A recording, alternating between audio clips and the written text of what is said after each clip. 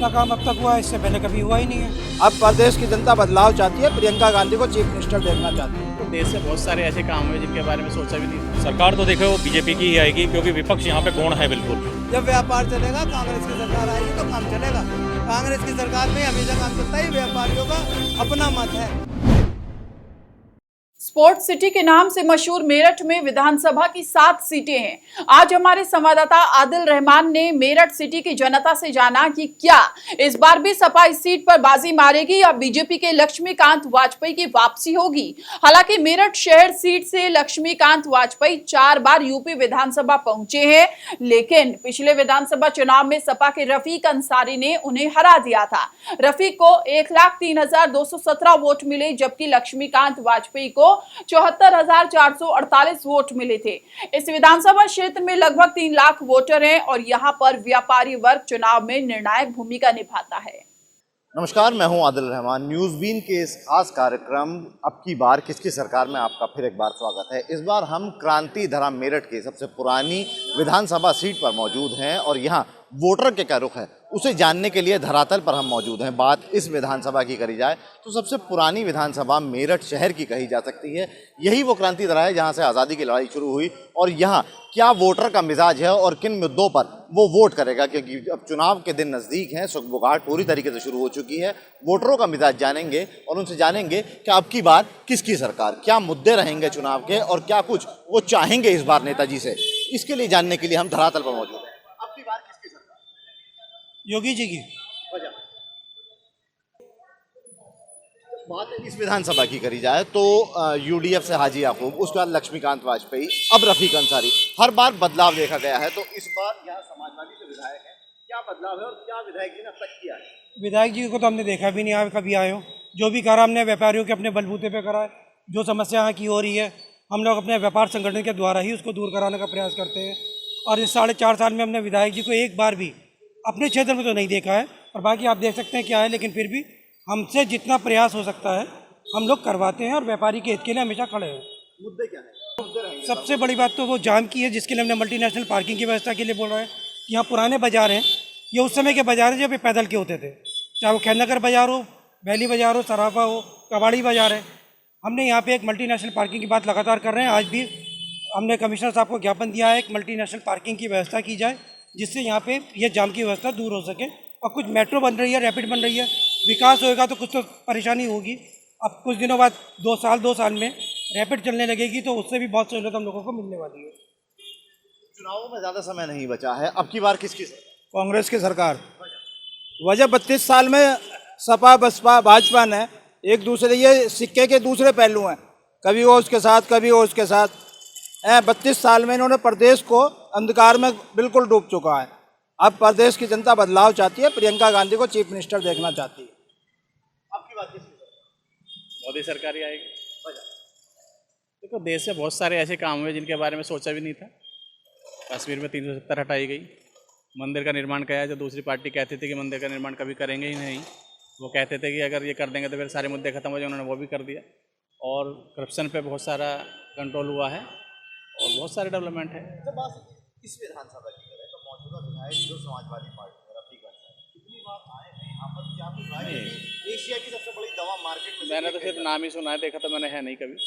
लेकिन जो मेन समस्या है वो सबसे मेन समस्या है साफ़ सफाई और जाम की। जाम की सबसे बड़ी समस्या है शहर के अंदर, तो जाम से 100% निजात मिलनी चाहिए। लेकिन इनको हमने कभी देखा नहीं, सिर्फ नाम सुना है। तो आते नहीं, जब जनता के बीच में आएंगे नहीं तो काम कैसे करेंगे? एशिया की सबसे बड़ी मार्केट दवा मार्केटों में से एक कही जा सकती है, रीढ़ की हड्डी। क्या मुद्दे हैं यहाँ चुनाव के और किस मुद्दे पर वोट करेंगे? किसकी सरकार का? मुद्दा तो ये भैया जाम की समस्या। यहाँ 3-3 घंटे 6-6 घंटे जाम लगता है। गवर्नमेंट ट्रैफिक के लिए हमने रिक्वेस्ट करी सिक्योरिटी को, तो उन्होंने कुछ दिन पुलिस लगा दिया, 2 दिन बैठे फिर चले जाओ। तो मेन बात सफाई व्यवस्था की है जी। हम लोगों को फैसिलिटी करोड़ों रुपये राजस्व देते हैं, जीएसटी करोड़ों रुपये डेली का देते हैं यहाँ, लेकिन फैसिलिटी कुछ नहीं है गवर्नमेंट की तरफ से भी। अब तुम्हारे सब अपना बस 1-2 दिन पुलिस वाले लगा हुए हैं, बाकी फिर चले जाओ। तकरीबन कार्यकाल पूरा हो चुका है योगी सरकार का, तो अब यहाँ जैसे कि जाम की समस्या और भी समस्याएं निकल कर आ रही हैं, तो किसकी सरकार चाहे? सरकार तो देखो बीजेपी की ही आएगी, क्योंकि विपक्ष यहाँ पे गौण है बिल्कुल। विपक्ष के पास कोई मुद्दे ही नहीं है और सरकार ने ऐसा नहीं है, 4.5 साल 5 साल लगभग हो चुके हैं, काम भी किया है, अपराध मुक्त हैं, हम व्यापारी हैं तो अपराध मुक्त हैं। थोड़ा सा जाम वगैरह की समस्या है, वो पुराने शहर हैं तो उस पर प्रशासन, लोकल प्रशासन कार्रवाई करे तो शायद कुछ हल निकल आए। बात लॉ एंड ऑर्डर की करी जाए तो मेरठ में फहरिस्त लंबी रही है, एनकाउंटर का दौर खूब चला है। अब लॉ एंड ऑर्डर की जैसे आप बात कर रहे थे और समस्याओं की, तो क्या वजह है? कांग्रेस की सरकार आप कह रहे थे, इनसे क्या अलग मिलेगा? देखिए, आदमी की मूलभूत सुविधाएं रोटी, कपड़ा और मकान, रोजगार होगा तो बाकी चीज़ें ये पूरी हो जाएंगी। रोजगार इस गवर्नमेंट में बिल्कुल ख़त्म है। आप कहेंगे इस गवर्नमेंट में, ये तो स्टेट की वो मैटर है, केंद्र में और प्रदेश में एक ही आदमी की सरकार है। आप रोजाना पेट्रोल, डीजल और गैस पे किस तरीके से स्पीड से पैसे बढ़ रहे हैं। आप कहते हैं जीएसटी के भाई 17 राज्यों में तुम्हारी गवर्नमेंट है, तुम 17 में तो जीएसटी लागू करो, क्यों नहीं करते? क्योंकि आप केवल गुमराह करना जानते हो, बाकी आपके पास कोई विजन नहीं है, कोई वो नहीं है। केवल आप हिंदू मुस्लिम के बंटवारे के नाम पे सत्ता में पुनः आना चाहते हो बस।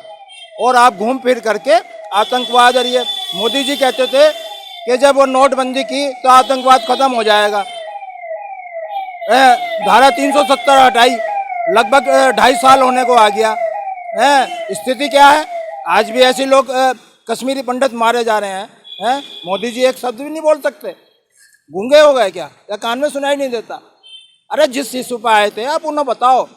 लोगों का पैसा नहीं बचा है। कोरोना काल में आपकी सरकार कहीं नजर नहीं आई, कंधों पे सिलेंडर ढो रहे थे। देश का इतिहास गवाह है कि कभी भी गंगा के अंदर लाशें नहीं बहाई गई, सरेआम देश के अंदर लाशें बहाई गई। और आप कहते हो कि हमने बहुत बड़ा काम किया, लाशें बहाई गई हैं। लोग बाग अपने यहाँ सिलेंडर कंधे पर रख के ले जा रहे हैं, अस्पतालों के गेट पर लोग मर रहे हैं। तो ये विकास ही तो है ये सरकार। बात करें इस विधानसभा की तो क्या मुद्दे रहेंगे और अब की बार किसकी सरकार? बीजेपी के विरुद्ध अभियान है लोगों का, सिर्फ किस लिए? महंगाई की वजह से।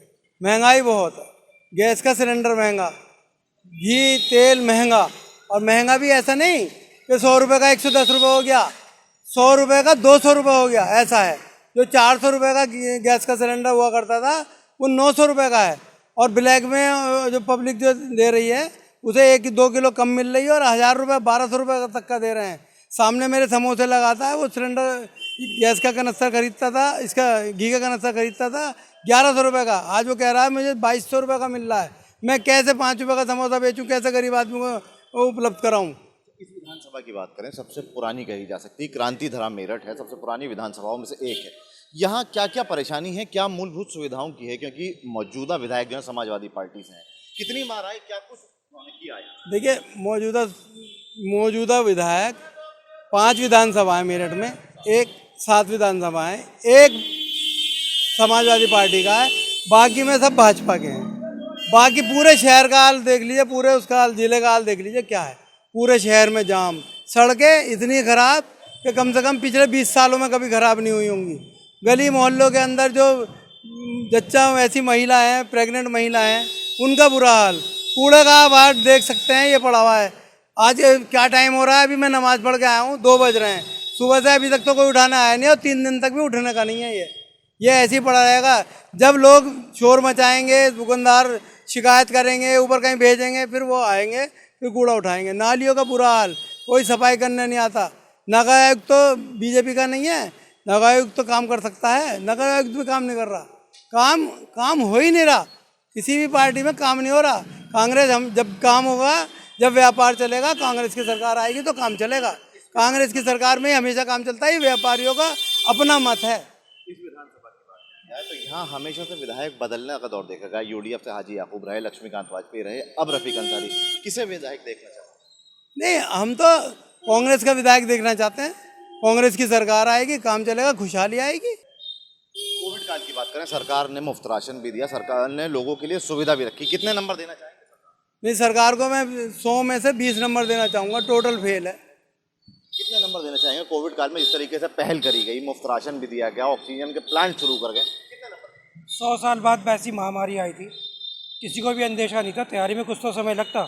ऑक्सीजन की बात कर रहे हैं, आज कल ही प्रधानमंत्री जी ने पूरे देश में 35 प्लांटों का उद्घाटन किया है। मेरठ को भी भरपूर ऑक्सीजन उपलब्ध है। भगवान न करे ऐसी महामारी भविष्य में आए या ऐसी स्थिति हमें देखने को मिले पर अब उसकी पूरी तैयारी कर ली गई है और पहली बार सरकार ने मुफ्त राशन की व्यवस्था करी है, लगातार 1 साल से दिया जा रहा है और आगे अभी 6 महीने और देने की व्यवस्था कर दी गई है। बात स्मार्ट सिटी की करी जाए तो मेरठ कहीं ना कहीं दौड़ में था, लेकिन कहीं ना कहीं पिछड़ता हुआ दिखाई दिया। वजह क्या? वजह यहाँ व्यवस्था, जो शासन के अधिकारी हैं, और मेरठ डिवीज़न है, मेरठ डिवीज़न में कमिश्नर बैठते हैं, ये आईजी रेंज भी बैठते हैं, एडीजी भी बैठते हैं, सब लोग बैठते हैं, लेकिन विकास की तरफ शायद किसी का ध्यान नहीं है। आप इसे मेट्रो को और ये जो सेंट्रल गवर्नमेंट के प्रोजेक्ट हैं, आप केवल इन्हीं को विकास मानते हैं। आप हाईवे बनना ठीक है, आप शहर की सड़क पे आइए कहीं पे भी, जो आप अगर 10 कदम के बाद ही गड्ढे ना दिखाई दे, तो ये तो सब सरकार को देखना चाहिए ना। ये उपलब्धि ये नहीं है कि हाईवे बन गया और मेट्रो आ गई, ये उपलब्धि है कि हमने शहर के अंदर क्या किया।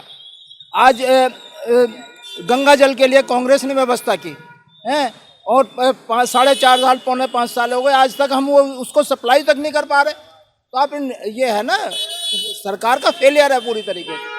सरकार हर कोई सा भी इशू देखे उसमें फेल है।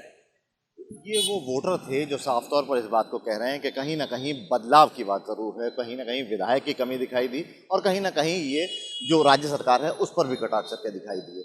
जो भी हो, मामला यही है कि जो बहुत जल्द ही इस बातों का रुझान क्लियर हो पाएगा, क्योंकि चुनावों की चुगबुगाहट शुरू हो चुकी है। आने वाले वक्त में तस्वीर साफ हो जाएगी कि कौन सी पार्टी सत्ता की गद्दी पर आसीन होती है। न्यूज़ बीन के लिए मेरठ से आदिल रहमान।